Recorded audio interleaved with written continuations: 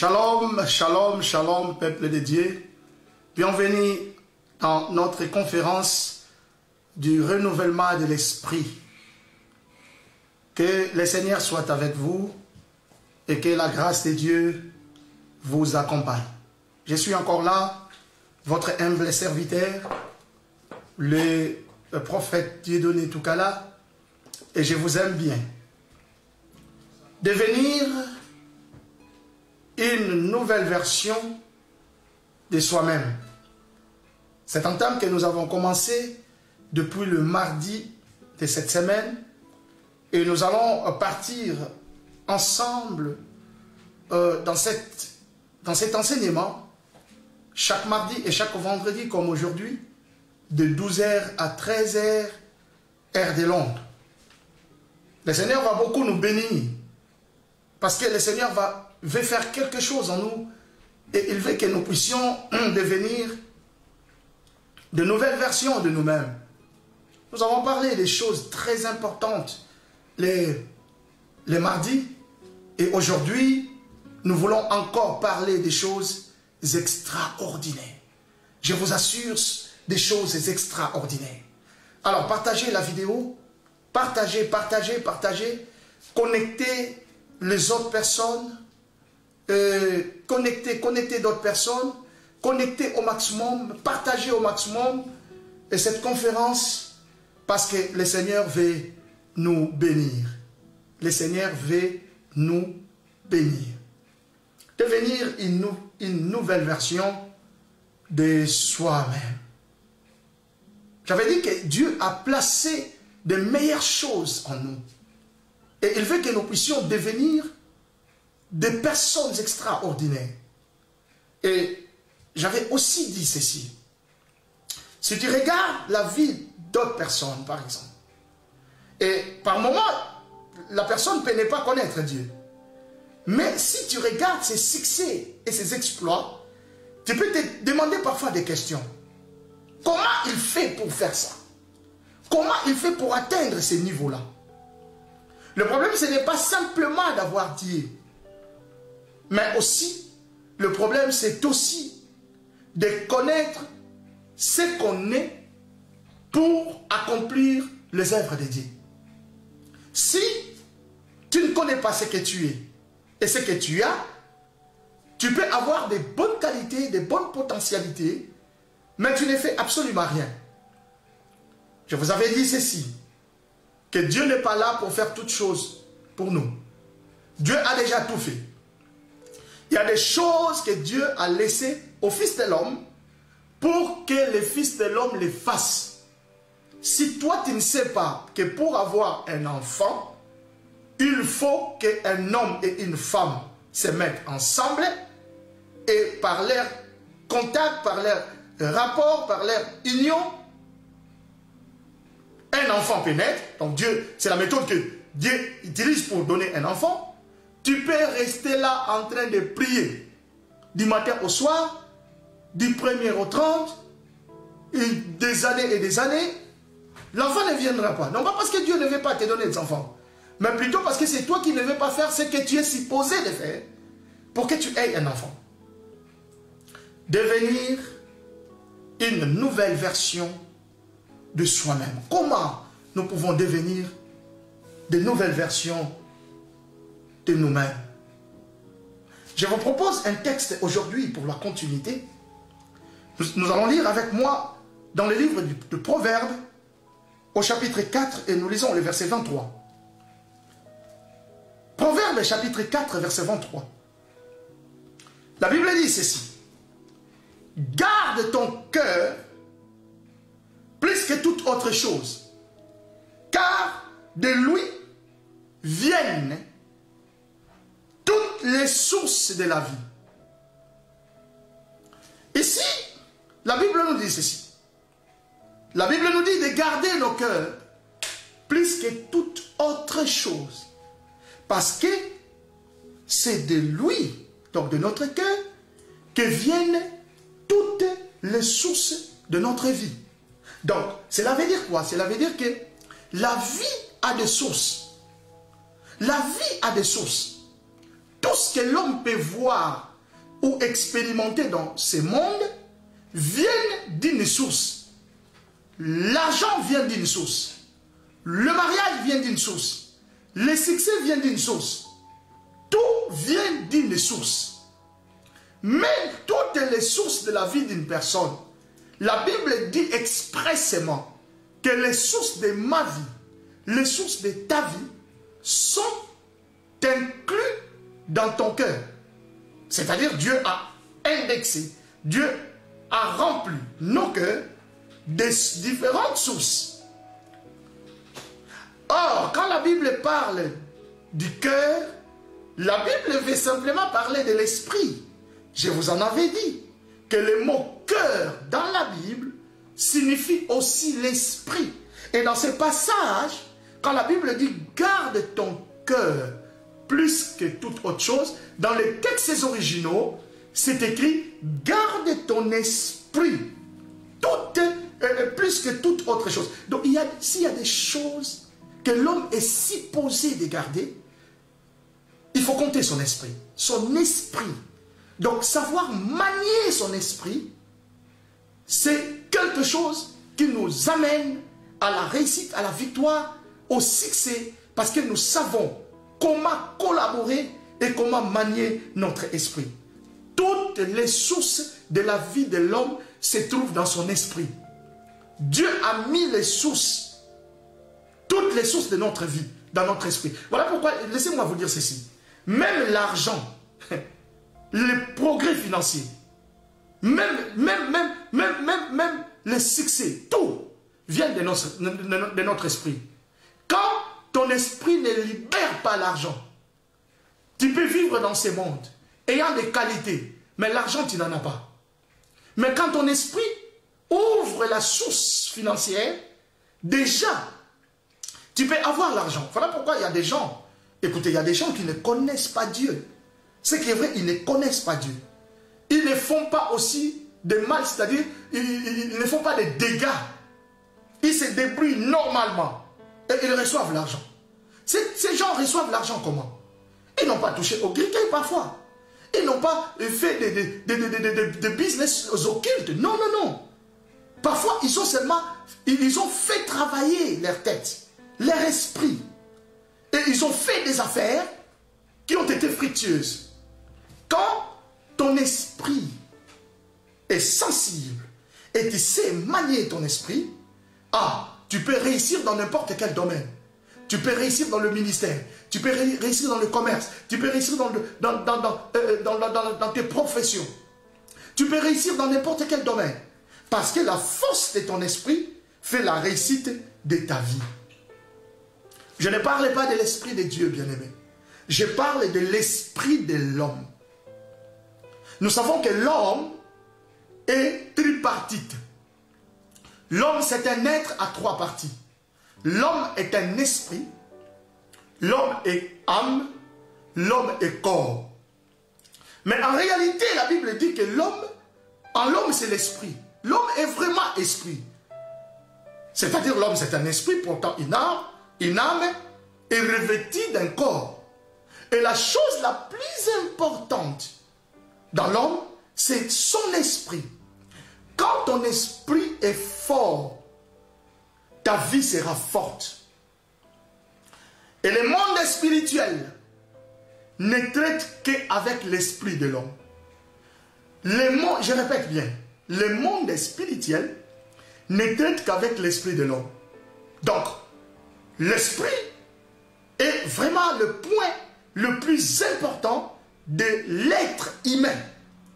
Quand ton esprit est faible, toute ta vie sera faible. Parce que ton esprit est faible.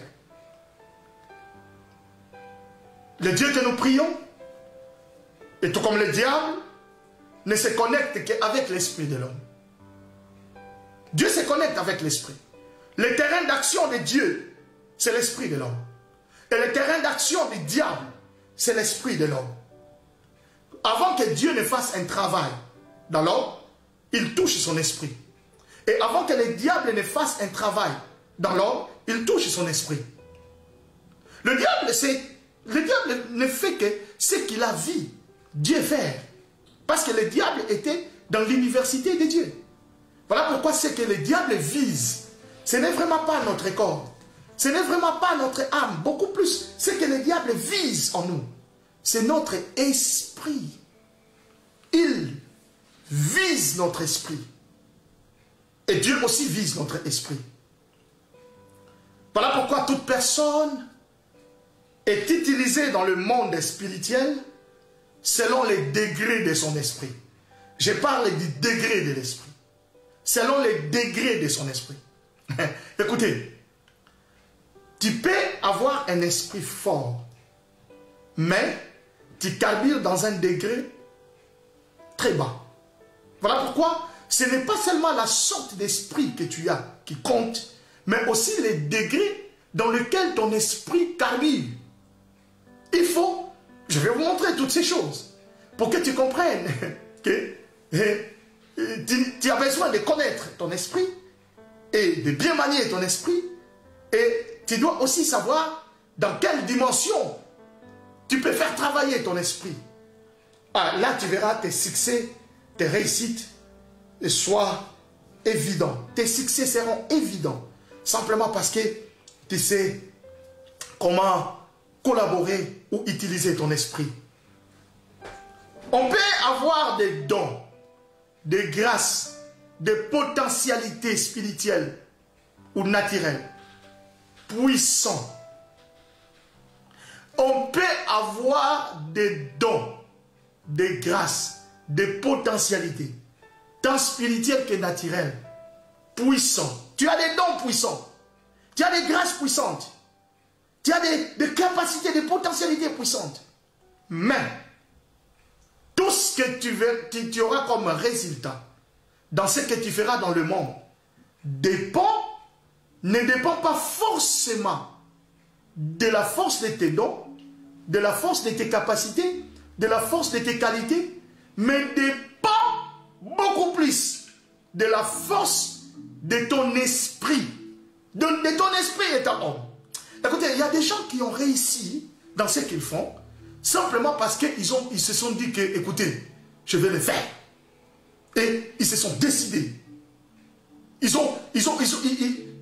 se sont concentrés en ce qu'ils veulent faire. Et ils sont arrivés. Bien aimé, laissez-moi vous dire qu'on n'atterrit pas à la grandeur. On n'atterrit pas au succès. On n'atterrit pas à la réussite. Mais on y aboutit. On y aboutit. On aboutit à la réussite. Donc, on doit travailler pour arriver à la réussite, pour arriver au succès, pour arriver. Et voilà pourquoi Dieu ne s'investit pas en tout le monde. Ouais, Dieu ne s'investit pas en tout le monde. Parce qu'il y a des gens, seulement la faiblesse de son esprit ne permet pas à Dieu de faire son travail en lui, c'est-à-dire de l'utiliser ou de l'amener à un certain niveau. Si le degré de l'esprit est bas, quel que soit le nombre de dons que l'on a, quel que soit le nombre de capacités ou le nombre de dons que l'on peut disposer, le résultat sur terrain sera soit maigre, soit négatif. Parce que le problème est que le niveau de ton esprit, le degré de ton esprit est très bas. Voilà pourquoi la Bible dit expressément, soyez des hommes faits. Pourquoi la Bible nous dit soyez des hommes faits? Parce que pour que nous puissions faire ce qui est important et avoir des résultats importants, nous devons être des hommes faits. Mais quand la Bible dit que soyez des hommes faits, ça veut dire quoi? Ça veut dire, la Bible veut simplement nous dire, ayez le degré de l'esprit élevé. Ayez le degré de l'esprit avancé. Ne soyez pas des hommes pas juste du nom, mais soyez des hommes faits. C'est-à-dire des hommes ayant un degré de l'esprit élevé, ayant un degré de l'esprit avancé. Des hommes qui ne peuvent pas reculer devant une chose et qui sont capables de faire ce que les autres peuvent aussi faire. Ayez l'esprit avancé. ayez l'esprit élevé, le degré de l'esprit élevé. Mais en fait, l'esprit, c'est quoi? L'esprit, c'est la partie intérieure et invisible de l'homme qui le met en contact avec tout ce qui y est extérieur. Je répète, l'esprit, c'est la partie intérieure et invisible de l'homme qui le met en contact avec tout ce qui est extérieur. Donc, Dieu a mis en nous une partie intérieure qui est invisible, que l'on appelle l'esprit. Et cette partie a comme mission de nous mettre en contact avec tout ce qui est extérieur. Cela veut dire quoi? Par notre esprit, nous pouvons influencer tout ce qui est à notre extérieur. Et tout ce qui est extérieur, peut aussi nous influencer par notre esprit. Rien ne peut influencer ou impacter le monde extérieur de l'homme sans que cela ne vienne de son esprit. Et rien ne peut entrer dans la vie d'une personne sans passer par son esprit. Tout ce qui entre dans l'homme passe par son esprit. Et tout ce que l'homme peut émettre dans le monde physique, il les émet par son esprit. Donc, nous pouvons dire jusque-là que l'esprit de l'homme peut capter. L'esprit de l'homme a la capacité de capter et l'esprit de l'homme a la capacité d'émettre. Donc, Dieu a mis l'esprit en nous, l'esprit de l'homme, pour capter tout ce qui est à l'extérieur de l'homme, tout ce qui est à l'extérieur de nous, et faire entrer, pour les faire entrer en nous. Et il nous a aussi donné l'esprit pour que nous puissions émettre ou projeter tout ce qui est en nous dans le monde extérieur. Donc, nos progrès ou nos échecs dépendent de la qualité de notre esprit et du degré de notre esprit. Bien-aimé, je veux que tu puisses comprendre que ton esprit, je ne parle pas de ton corps, je ne parle pas de ton âme, mais ton esprit a la vertu ou a la capacité de faire ces deux choses. L'attraction et la répulsion. L'esprit de l'homme a la capacité d'attirer et de repulser. Donc, tu peux attirer des choses, tu peux repulser les choses. Parce que tu as cette force-là dans ton esprit. Et je veux que tu puisses comprendre que la force en toi, c'est ton esprit. Voilà pourquoi, si nous voulons devenir une nouvelle version de nous-mêmes, nous devons savoir comment utiliser notre esprit dans tout ce que nous faisons, dans tout ce que nous pouvons faire sur la terre. Notre esprit joue un rôle important pour notre réussite. Sinon, si tu n'utilises pas ton esprit, même si tu as les dons de la prophétie, tu as une grâce prophétique, le Seigneur te donne vraiment un message prophétique. Mais à cause de la faiblesse de ton esprit, tu ne sauras pas délivrer ce message correctement, simplement parce que ton esprit n'a pas permis que tu puisses bien saisir le message et en délivrer. C'est-à-dire, même dans le domaine spirituel, beaucoup de gens échouent même dans le commerce, dans les affaires et consorts, à cause de la faiblesse de leur esprit. À cause de la faiblesse de leur esprit.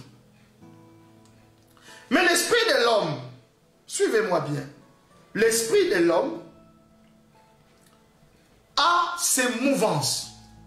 Ce qui rend difficile parfois certaines choses, parce que l'esprit de l'homme a des mouvances. Donc l'esprit de l'homme n'est pas statique. Il est toujours susceptible à des différentes mouvances. Et cela affecte l'homme tant en bien qu'en mal dans le parcours de sa vie. Tu vois? Ton esprit, mon esprit, l'esprit de tout le monde n'est pas statique. L'esprit a des mouvances. L'esprit m'ouvre toujours. Et cela nous affecte, en bien ou en mal, dans tout ce que nous faisons, dans notre parcours sur la terre, dans notre vie. Les mouvances de ton esprit peuvent amener la réussite en toi, et les mouvances de ton esprit peuvent amener l'échec en toi. Voilà pourquoi tu dois savoir comment maîtriser et comment conduire ton esprit pour que tu puisses toujours atteindre, aboutir à la réussite de tout ce que tu fais. Le tout premier travail pour que quelqu'un réussisse dans ses entreprises, c'est avoir un esprit fort, avoir un esprit qui ne l'amène pas, qui ne le bouscule pas. La force de ton esprit fera la force de tes entreprises. La force de ton esprit fera la force de tes projets. La force de ton esprit fera la force de ta vie. Parce que l'esprit, les mouvances de l'esprit influencent toujours la vie d'une personne. Et cela peut influencer activement tout ce que l'homme peut faire. Tout ce que l'homme peut faire. Tout ce que l'homme peut faire. Voilà pourquoi quand notre esprit move, nous devons savoir ce que nous devons faire. Afin que nous ne puissions pas perdre les qualités et les potentialités. Nous ne pouvons pas être une nouvelle version de nous-mêmes si nous ne savons pas maîtriser notre esprit, ou alors nous ne savons pas diriger notre esprit si nous ne savons. Voilà pourquoi la Bible dit expressément, garde ton cœur, garde ton esprit, plus que toute autre chose. Garde ton esprit, plus que toute autre chose, car c'est de lui que viennent toutes les sources de la vie. Voilà. Et à la lumière de la parole de Dieu, laissez-moi vous parler de 10 différentes mouvances de l'esprit de l'homme. Donc, l'esprit de l'homme peut subir 10 différentes mouvances. La première mouvance, l'esprit peut être calme ou agité. Qui que tu sois, quelle que soit ta race, quelle que soit ton intelligence, ton esprit peut subir 10 différentes mouvances majeures. Oui, il y a certaines autres mouvances mineures, mais je vais parler des mouvances majeures. Et la première, c'est l'esprit, ton esprit peut être calme ou ton esprit peut être agité. L'esprit peut être calme ou peut être agité. Qui que tu sois, ton esprit peut être calme, ton esprit peut être agité. Proverbe chapitre 17. Je lis le verset 27. Proverbe chapitre 17 et je lis le verset 27. Proverbe chapitre 17, je lis le verset 27. Celui qui cherche le bien s'attire de la faveur, mais celui qui poursuit... Non, je lis un autre verset. Proverbe chapitre 17, excusez-moi. Verset 27. Je lis dans le nom de Jésus. Celui qui retient ses paroles connaît la science. Et celui qui a l'esprit calme est un homme intelligent. La Bible dit que celui qui a l'esprit calme, c'est un homme intelligent. Cela veut dire quoi? Cela veut dire que quand l'esprit de l'homme est agité, c'est-à-dire n'est pas calme, même son intelligence ne peut plus donner de bons fruits. J'ai vu des gens intelligents, de personnes intelligentes, mais à cause du fait que leur esprit était agité, ils ont même perdu l'essence de leur intelligence. Ils ont commis des bêtises, non pas parce qu'ils avaient besoin de faire des bêtises, non, Mais simplement parce qu'à ce moment-là, son esprit était agité. Et tu ne peux pas devenir une nouvelle version de toi-même si tu ne sais pas calmer ton esprit quand ton esprit est agité. Que tu le veuilles ou pas, bien-aimé. Nous vivons dans un monde où les choses se compliquent d'un moment à l'autre et de temps à autre. Nous devons savoir que quand notre esprit est agité, et je sens vraiment que non, là mon esprit est agité. Là, tu peux perdre l'intelligence. La Bible dit très, très clairement. Celui qui a l'esprit calme est un homme intelligent. C'est-à-dire, il garde son intelligence. Donc, c'est que si je deviens agité, mon esprit devient agité, à cause d'une situation quelconque, je peux agir comme quelqu'un qui n'a pas d'intelligence. Donc, je peux perdre toutes mes qualités, toutes mes potentialités, toutes mes grâces, à cause du fait que je n'ai pas su calmer mon esprit. Calme ton esprit. Il y aura des moments, il y aura des choses qui vont agiter ton esprit. Mais écoutez, la première des choses que tu dois toujours faire, devant toute situation, est l'esprit calme. Aie l'esprit calme. Homme de Dieu, écoutez-moi, toi qui suis cette conférence, tu ne peux pas faire des prédications réussies si tu n'as pas un esprit calme. J'ai vu des gens qui avaient vraiment des messages puissants, mais qui n'étaient pas à mesure de les délivrer puissamment à cause du fait que le jour où il a prêché là, son esprit n'était pas calme. Son esprit était agité. Si ton esprit est agité, tu peux perdre beaucoup d'argent. Tu investis dans une fausse affaire. Simplement parce que tu n'as pas su calmer ton esprit avant cette affaire. Avant de pouvoir faire quelque chose, calme-toi. Calme ton esprit. Et toutes tes facultés intellectuelles vont fonctionner. Et tu vas progresser. La deuxième mouvance. L'esprit de l'homme peut être éprouvé. L'esprit de l'homme peut être éprouvé.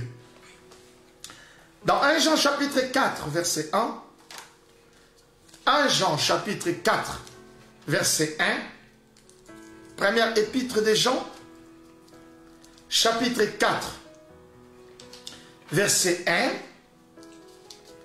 la Bible dit ceci. Suivez-moi très bien aujourd'hui, bien-aimés. Je sais que beaucoup de gens sont en train d'être bénis. Et la première personne qui est bénie, c'est moi-même. Je suis béni par cette parole. La Bible dit ceci dans 1 Jean chapitre 4, verset 1. Bien-aimés, n'ajoutez pas foi à tout esprit, mais éprouvez-les. Éprouvez les esprits pour savoir s'ils sont de Dieu. Car plusieurs faux prophètes sont venus dans le monde. La Bible dit éprouver les esprits. Mais quand la Bible dit que nous devons éprouver les esprits, la Bible ne parle pas seulement des esprits sataniques, des esprits démoniaques. Mais quand la Bible dit d'éprouver les esprits, la Bible parle aussi de l'esprit de l'homme. Parce que l'homme peut éprouver l'esprit de l'autre. L'esprit de l'homme a toujours été éprouvé par Dieu, par Satan et par l'homme. Donc, Dieu éprouve l'esprit de l'homme. Satan éprouve l'esprit de l'homme. L'homme aussi éprouve l'esprit de l'homme, de son prochain. Quand Dieu éprouve l'esprit de l'homme, c'est ça que la Bible appelle les épreuves. Donc, nous ne pouvons pas vivre dans ce monde sans les épreuves. Dieu ne t'amènera pas à un autre niveau sans pour autant qu'il te fasse passer dans les épreuves. Hein? Bien aimé, à chaque élévation, le prix à payer augmente. Dieu doit toujours t'amener dans les épreuves pour te changer de niveau. Et tu es obligé de payer le prix de ces épreuves-là. Quand Dieu éprouve notre esprit, ce n'est pas dans le but de nous couler. Quand Dieu éprouve notre esprit, c'est dans le but de nous élever. Parce que chaque personne, quand il fait un examen et il réussit, il change de classe. Parce qu'une épreuve, c'est un test. C'est un test. Oui, Dieu nous teste.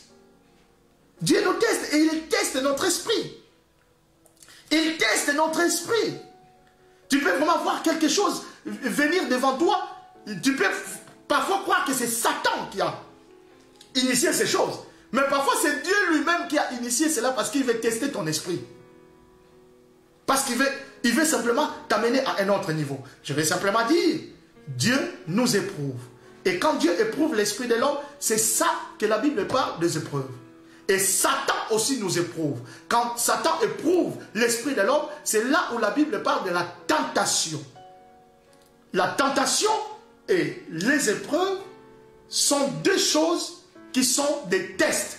Mais seulement les épreuves viennent de Dieu, mais la tentation vient de Satan. Et quand l'homme éprouve l'autre, c'est aussi une tentation. La tentation peut venir de Satan et la tentation peut venir aussi de l'homme, donc d'une autre personne. Écoutez, bien aimé, c'est pas aussi bien parfois de pouvoir tenter l'autre. Hein? Tu tentes ton frère, tu tentes ta femme, tu tentes ton mari, tu tentes. Voilà pourquoi les gens qui aiment tenter les autres, le diable les utilise directement, parce qu'ils savent qu'ils sont des pions importants pour eux. Et vous verrez, je vais vous expliquer quelle est la sorte d'esprit qui fait des choses comme ça. Parce que je vous parlerai de toutes les sortes des esprits de l'homme dans cette conférence. Et tu vas toi-même comprendre, moi qui vous parle, j'ai quel esprit, quelle sorte d'esprit. Toi, tu as quelle sorte d'esprit. Et tu dois savoir ton esprit, l'esprit qui est en toi, pour que tu puisses bien manipuler tout, ou manier, ou utiliser ton esprit. Écoutez, l'esprit de l'homme peut être éprouvé.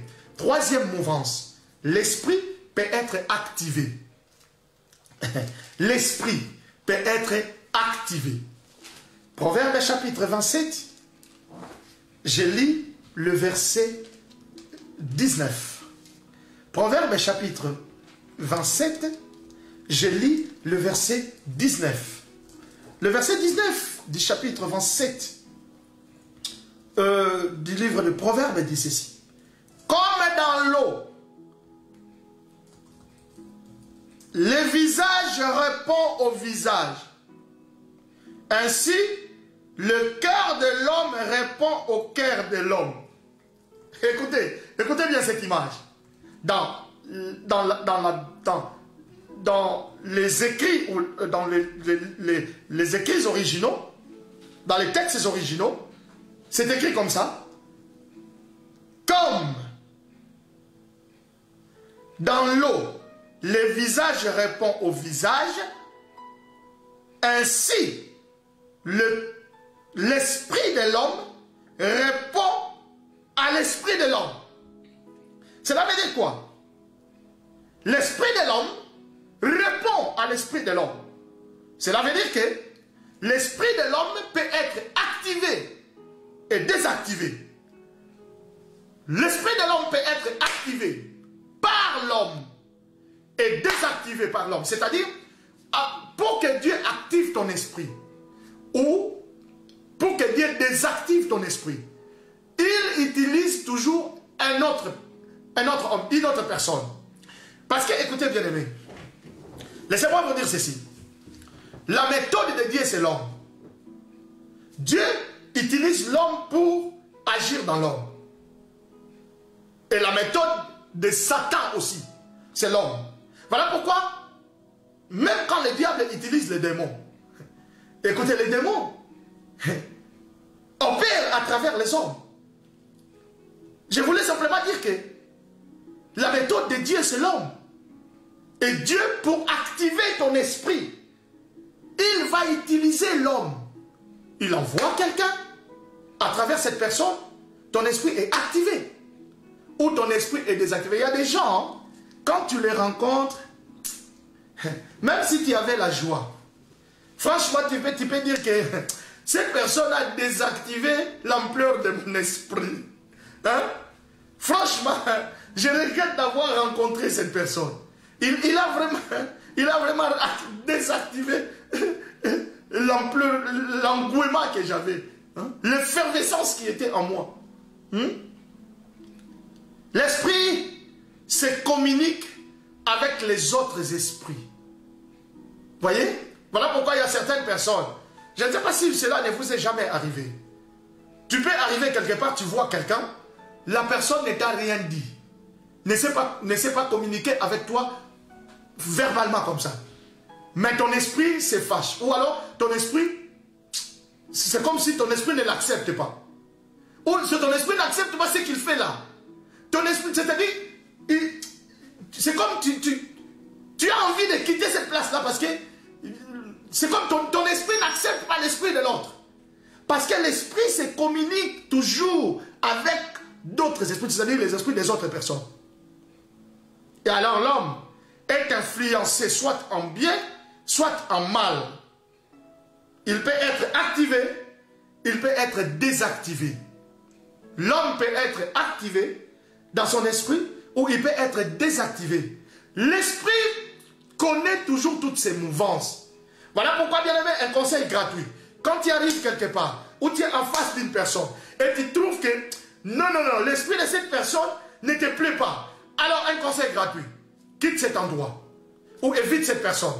Parce que, si seulement ton esprit n'accepte pas l'esprit d'une autre personne, que tu connaisses la personne ou pas, écoute, si tu restes toujours dans cet endroit, ou tu restes toujours avec cette personne, ton esprit sera désactivé à cause de l'autre.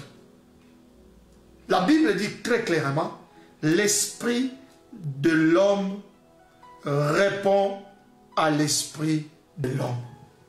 L'esprit de l'homme répond à l'esprit de l'homme. Si l'esprit de l'homme répond à l'esprit de l'homme, cela veut dire que l'esprit de l'homme questionne aussi l'esprit de l'autre. Donc il y a des choses, notre esprit peut se communiquer avec d'autres esprits, avec d'autres personnes, sans pour autant que notre bouche ne parle. Hein? Notre bouche n'a pas parlé, mais notre esprit a répondu. Et je veux que chacun de nous comprenne que la maîtrise de son esprit est très très importante. Quatrième mouvance. L'esprit peut être abattu. Qui que tu sois, ton esprit, il y aura des temps où ton esprit sera abattu. L'esprit peut être abattu. Et la Bible dit dans Proverbe chapitre 17, Proverbe chapitre 17, le verset 22, Proverbe chapitre 17, le verset 22, la Bible dit ceci. Un cœur joyeux, c'est un bon remède, mais un esprit abattu dessèche les eaux. Un esprit abattu dessèche les eaux. Cela veut dire que quand l'esprit est abattu, même la force physique, l'homme perd même la force physique. Moi j'ai déjà vu des gens, et ça m'est arrivé aussi parfois, je n'ai plus la force de me lever, hein, de me tenir debout. Pourquoi? Parce que mon esprit est tellement abattu. Hein? Je n'ai plus la force de marcher. Voilà pourquoi le roi David a dit clairement, il dit, quand mon esprit est abattu au-dedans de moi, toi tu connais mon sentier. Ça veut dire quoi? Quand mon esprit est abattu, moi-même je ne connais plus mon sentier. Voilà pourquoi, bien aimé, tu ne peux pas devenir une meilleure version de toi-même quand tu gardes ton esprit dans l'abattement. Non. Quand tu sens que ton esprit est abattu, écoutez ce que tu dois faire. Fais tout pour que ton esprit revienne à son état normal. Ne reste pas, ne passe pas du temps dans l'abattement. Mais ton esprit sera toujours tenté d'être abattu. Parce qu'il y a des choses dans ce monde qui amènent notre esprit à être abattu. Quand mon esprit est abattu au-dedans de moi, je ne connais plus mon sentier. Hein? Voilà pourquoi tu peux donner de mauvaises réponses. Hein? Parce que tu ne sais plus le sentier à suivre. Tu peux prendre une mauvaise direction parce que tu ne connais plus le sentier à suivre. Tu peux commettre des erreurs parce que ton esprit est abattu. Vous comprenez? Ne laisse pas quelque chose. Ne laisse pas quelque chose amener ton esprit dans l'abattement. Oh, je me rappelle de quelqu'un dans la Bible qui a même vendu son droit de naissance. Écoutez, même s'il y a des copes à faire, même s'il y a des business à faire, il ne faut jamais vendre ton droit d'aînesse. Comment? Je ne sais pas comment Ésaü est arrivé à accepter cette proposition. Hein? C'est comme quelqu'un qui te dit, vends-moi tes yeux. Hein? Vends-moi ta main. Hein? Quelqu'un qui te dit, vends-moi ton sexe. C'est comme quelqu'un qui te dit ça. On lui dit, non, en tout cas, si tu veux que je te donne la nourriture, toi, tu dois me donner les droits d'aînesse. Mais pourquoi il a accepté? Parce que son esprit était abattu. Abattu pourquoi? À cause de la famine. Bien-aimé, ne prends jamais de grandes décisions quand tu te sens abattu. Jamais. Ne prends jamais de grandes décisions quand tu sens que ton esprit n'est pas au point. Tu vas commettre beaucoup d'erreurs quand ton esprit est abattu et que tu prends des décisions. Tu vas faire beaucoup d'erreurs. Et tu vas faire beaucoup d'erreurs comme Ésaü. Tu vas vendre des choses, tu vas céder des choses, tu vas céder des valeurs qui, un jour, en voulant les récupérer, peut-être avec l'arme, ça ne sera plus possible. Ça ne sera plus possible. Ça ne sera plus possible. Et il faut tout faire pour que ton esprit ne soit pas dans l'abattement. 5e mouvance. 5e mouvance. L'esprit peut être réveillé. L'esprit peut être réveillé. Si l'esprit peut être réveillé, c'est que l'esprit peut s'endormir aussi. L'esprit peut être réveillé. Hein? Quand l'esprit de l'homme est réveillé, l'homme se rappelle de quelque chose qu'il est supposé de faire. Car son esprit a été ralenti. L'homme se rappelle. Quand l'esprit de l'homme est réveillé, l'homme se rappelle de quelque chose qu'il est supposé de faire. Donc, il y a comme une alerte. Dieu alerte notre esprit. Il réveille l'esprit de l'homme. Voilà pourquoi la Bible dit, tout ce que ton cœur trouve à faire, fais-le. C'est-à-dire, il y a des choses, tu ne sais pas pourquoi cela est venu dans ton esprit pour que tu les fasses. C'est parce que simplement, parfois, c'est le temps pour toi de faire cela. Voilà pourquoi quand les enfants d'Israël étaient dans la captivité en Babylone, la Bible dit qu'ils ont fait 70 ans de captivité. Mais après 70 ans, la Bible dit clairement, le Seigneur réveilla l'esprit de Cyrus. Le Seigneur a réveillé l'esprit d'un roi païen. Des Chroniques chapitre 36 verset 22. La Bible dit que le Seigneur réveilla l'esprit de Cyrus. Des Chroniques chapitre 36. Des Chroniques chapitre 36 verset 22. La Bible dit que l'Éternel réveilla l'esprit de Cyrus. L'Éternel réveilla l'esprit de Cyrus. Donc Dieu avait réveillé l'esprit de Cyrus. Je disais des Chroniques chapitre 36 verset 22. Le Seigneur réveilla l'esprit de Cyrus. Et Cyrus dit, oh le temps est là, sortez. Et les enfants d'Israël doivent sortir. Il fait un décret pour qu'ils sortent. Oh bien aimé, vous savez, par moments le Seigneur réveille notre esprit. Mais nous ne prenons pas garde. Tu peux dormir pendant la nuit. Et pendant la nuit là, tu sens que le Seigneur réveille ton esprit. Et par moment, quand le Seigneur réveille ton esprit, parfois il envoie un rêve qu'on appelle le rêve divin. Et à travers ces rêves, il te réveille physiquement. Et tu te sens directement réveillé et tu n'as plus sommeil. Peut-être parce que le Seigneur veut que tu pries en ces moments-là. L'esprit de l'homme peut être réveillé. Mais beaucoup de gens, quand son esprit est réveillé, lui-même n'en tient pas compte. Et il ne s'en fait pas. Hein? Il ne s'en fait même pas. La Bible dit ceci. Des Chroniques chapitre 36 verset 22. La première année de Cyrus, roi de Perse, afin que s'accomplisse la parole de l'Éternel prononcée par la bouche de Jérémie. L'Éternel réveilla l'esprit de Cyrus, roi de Perse, afin qu'il fît faire de vive voix et par écrit cette publication dans tous les royaumes. Le Seigneur réveilla l'esprit. Que le Seigneur réveille ton esprit quand tu me suis. Que le Seigneur réveille ton esprit. Parce qu'il y a beaucoup de gens, leurs esprits sont endormis. sont endormis. Sont endormis. Tu ne peux plus donner le meilleur de toi-même quand ton esprit n'est pas réveillé. Il faut que ton esprit soit réveillé pour que tu donnes le meilleur de toi-même. 6e mouvance. L'esprit de l'homme peut être ranimé. L'esprit de l'homme peut être ranimé. L'esprit de l'homme peut être ranimé. Si l'esprit de l'homme peut être ranimé, donc l'esprit de l'homme peut aussi être affaibli, comme mort.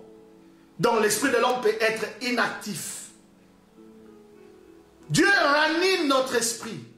L'esprit de l'homme peut être ranimé. Et vous savez, le problème, les difficultés, les maladies, la pauvreté affaiblissent notre esprit. Donc les situations devant lesquelles l'homme fait face peuvent affaiblir son esprit. Jusqu'à rendre son esprit inactif. Oui, parfois tu as traversé des situations et des... Voilà pourquoi, si quelqu'un traverse des situations difficiles, écoutez, il faut les soutenir. La Bible dit que celui qui souffre a droit à la compassion de ses amis, même s'il abandonnerait la voie de l'Éternel. Parce que s'il souffre déjà, il traverse des situations difficiles, aidez-les. Vous pouvez perdre cette personne. Il y a des situations qui nous arrivent. Vous savez, Jacob était un homme fort. Je vais parler de lui dans les prochaines matchs. Je vais parler des hommes de la Bible et leurs esprits. Et Jacob était un homme très fort. Mais il est arrivé qu'il rencontre des situations terriblement difficiles. Son fils qu'il aimait beaucoup, on vient lui dire qu'il a été tué par un animal. On lui apporte des habits avec du sang. Et toute cette histoire était fausse. Et Jacob était, non, dans l'abattement. Son esprit était devenu inactif à cause de cette situation. 2 années sont passées. Jusqu'à un jour, la Bible dit, on vient lui raconter quelque chose. On vient lui raconter on vient lui donner un message qui ranima son esprit. Genèse chapitre 45. Genèse chapitre 45, verset 27. Genèse chapitre 45, verset 27. La Bible dit, Genèse chapitre 45, verset 27, je lis dans le nom de Jésus, verset 27, la Bible dit, ils lui rapportèrent toutes les paroles que Joseph leur avait dites. Il vit les chars que Joseph avait envoyés pour les transporter. C'est alors l'esprit de Jacob, leur père, se ranima. C'est alors l'esprit de Jacob, leur père, se ranima. L'esprit peut se ranimer. L'esprit peut se ranimer. Voilà pourquoi à tout moment, il faut tout faire pour que, quand tu vois que ton esprit n'est plus au point, fais tout pour que ça se ranime. L'esprit peut se ranimer. Dieu ranime notre esprit par les paroles. Dieu ranime notre esprit par les paroles. Voilà pourquoi il faut toujours dire aux hommes de bonnes paroles, de bonnes nouvelles. Jacob a reçu une parole, une bonne nouvelle. Il y a des gens qui parfois très tôt le matin, ils donnent des messages négatifs. Oh. Non. Moi, je n'aime pas des gens qui me racontent de mauvaises nouvelles très tôt le matin. Ça, c'est pour mettre mon esprit à un état inconfortable pendant toute la journée. Apportez des bonnes nouvelles. Apportez des bonnes nouvelles. Apportez des bonnes nouvelles. Ça, quand tu donnes des bonnes nouvelles, Dieu ranime notre esprit par ses paroles, par les bonnes paroles, par ses paroles. Voilà pourquoi tu as intérêt d'écouter la parole de Dieu, d'écouter le message de Dieu, d'écouter. Tu as vraiment intérêt pour que ton esprit soit ranimé. Dieu ranime notre esprit par les présents. il y a des présents qui raniment l'esprit. Hein? Tu reçois un présent et ton esprit est ranimé. Oui, les présents, les cadeaux, les consorts, ça peut ranimer. Oui, ce matin, mon esprit était ranimé.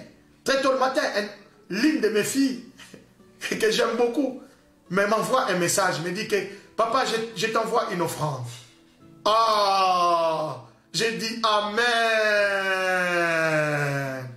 Voilà un message, un bon message très tôt le matin. Elle envoie une offrande le matin. Que Dieu te bénisse, ma fille. Que Dieu te bénisse là où tu me suis. Que Dieu te bénisse pour cette offrande. Ça m'a fait beaucoup de joie. C'était le premier message que j'ai reçu. J'ai dit, oh, quel réconfort. Que Dieu bénisse ma fille pour cette offrande. Donnez des cadeaux. Il y a des cadeaux qui raniment l'esprit. Hein? Il y a des gens qui aiment seulement recevoir. Mais ils ne donnent rien. C'est pas bien. Le présent ranime l'esprit. Dieu ranime notre esprit par les circonstances parfaites. Les circonstances parfaites peuvent ranimer notre esprit. Dans des circonstances, des situations devant lesquelles on peut... Écoutez, il faut toujours mettre les gens dans de bonnes conditions, dans de bonnes situations. Par moment, tu peux amener ta femme, ton mari, tes enfants, dans un endroit où, juste pour ranimer leur esprit. Hein? Parfois, vous allez dans un restaurant où personne n'est déjà parti. Et vous arrivez là. Ce n'est pas parce que vous avez beaucoup d'argent, mais vous le faites pour que votre esprit soit ranimé. Hein? Quand vous arrivez là, parfois les enfants, ou alors vous-même, vous commencez à vous dire, oh ben non, on est quand même des gens, hein?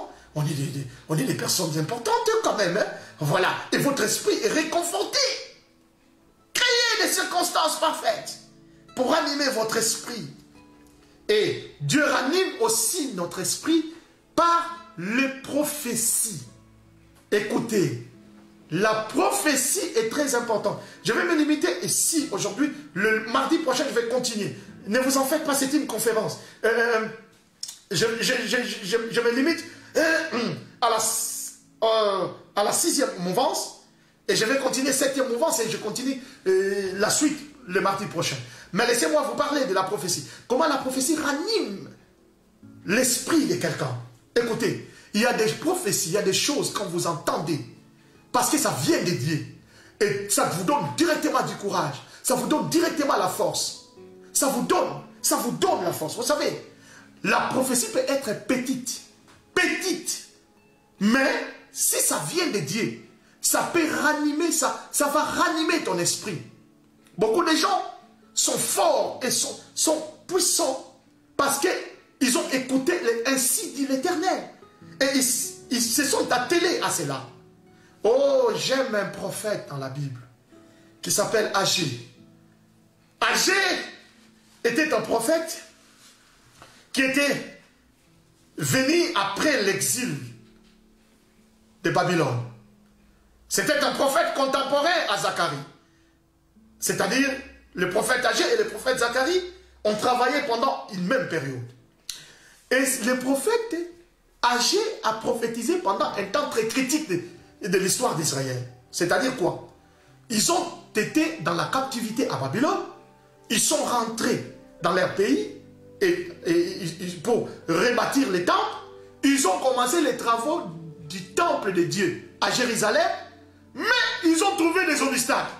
Les obstacles, et finalement les travaux ont été arrêtés. Ah, les enfants d'Israël se sont dit, mais comment? Nous travaillons pour Dieu, et maintenant les travaux sont arrêtés. Eh bien, mais les travaux s'étaient arrêtés pendant 16 ans. Pas seulement 2 jours, 3 jours. Les gens se sont fatigués. Quel est ce Dieu-là qui nous a ramenés ici et il laisse les travaux être arrêtés? Et c'est là où Dieu envoie le prophète Agé et le prophète Zacharie pour ranimer l'esprit de son peuple, pour que le peuple reprenne le travail, sans aucune loi. Et le prophète Agé a donné un message très simple, très apparemment inutile. Le message, la prophétie d'Agé, c'était quoi? Je suis avec vous, dit l'Éternel. Écoutez cette prophétie.